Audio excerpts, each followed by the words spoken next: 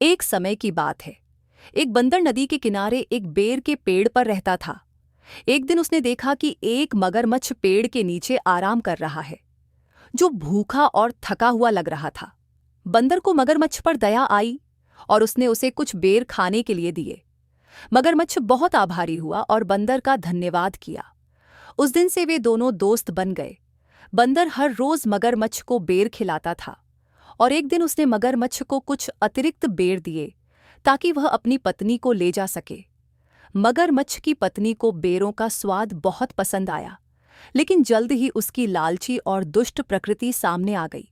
उसने अपने पति से कहा कि उसे केवल बेर नहीं चाहिए, बल्कि वह बंदर का दिल खाना चाहती है। मगरमच्छ अपनी पत्नी की इस मांग से परेशान हो गया, लेकिन उसने सोचा कि उसे अपनी पत्नी को खुश करना चाहिए। अगले दिन मगरमच्छ बंदर के पास लौटा और उसे अपने घर खाने पर आमंत्रित किया, ये कहते हुए कि उसकी पत्नी बंदर से मिलना चाहती है। बंदर ने अपने दोस्त पर भरोसा किया और मगरमच्छ की पीठ पर बैठ गया ताकि वे नदी पार कर सकें। जैसे ही वे यात्रा कर रहे थे, मगरमच्छ ने अपनी पत्नी की योजना बताई कि वह बंदर का दिल खाना चाहती है।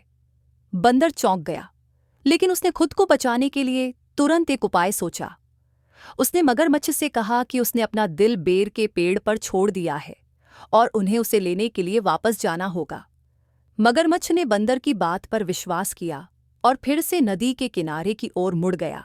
जैसे ही वे पेड़ के पास पहुंचे, बंदर जल्दी से पेड़ पर चढ़ गया और सुरक्षित स्थान पर पहुंचकर बोला, मैं अब नीचे नहीं आऊंगा। तुमने मेरे विश्वास को तोड़ा और इसका मतलब है कि हमारी दोस्ती अब खत्म हो गई। मगरमच्छ को अपनी गलती का एहसास हुआ, लेकिन अब बहुत देर हो चुकी थी। बंदर ने उसे चतुराई से मात दे दी थी। कहानी से शिक्षा, कभी किसी का विश्वास मत तोड़ो और हमेशा सोच समझकर दोस्त बनाओ।